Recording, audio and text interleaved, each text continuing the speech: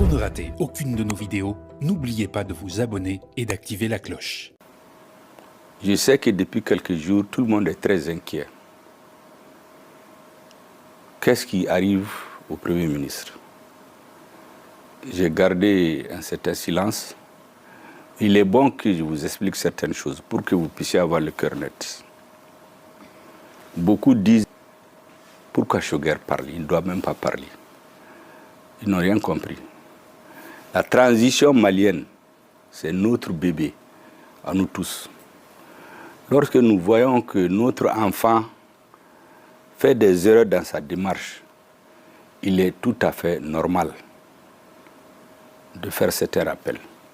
Si on ne le fait pas, demain, après-demain, c'est les mêmes personnes qui vont dire « Mais qu'est-ce qu'il avait dit?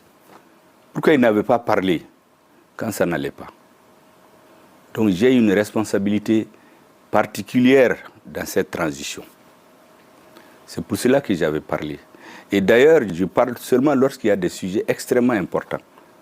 Si vous vous rappelez bien, j'avais parlé lorsqu'il y a eu la crise des drones entre le Mali et l'Algérie.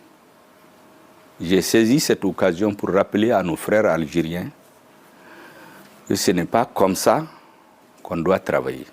Ce sont nos frères et nos voisins. On ne peut pas en avoir d'autres. J'ai protesté, j'ai condamné ceux qui manifestent dans les rues pour insulter les dirigeants algériens. Ce n'est pas normal. J'avais dit que quand il y a des problèmes, nos gouvernements se parlent, on attend que la tension baisse et on règle nos problèmes. Il ne sert à rien de faire certaines agitations. La deuxième fois où j'ai parlé, c'est lorsqu'il y a eu l'anniversaire de la CEDEAO. J'ai fait une tribune pour rappeler à tout le monde le processus qui nous a conduit, nos trois pays, de l'AES à sortir de la CEDEAO.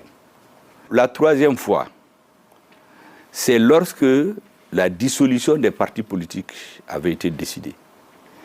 J'ai estimé que je ne pouvais pas continuer à me taire. Les assises nationales ont demandé de diminuer le nombre de partis. Elles n'ont jamais demandé de supprimer les partis politiques au Mali. Et la voie pour ce faire, les assises avaient donné des indications. Il s'agissait juste de passer à la phase de mise en œuvre. Le quatrième moment où j'ai parlé, c'est lorsque il y a eu la décision de prolonger les mandats du président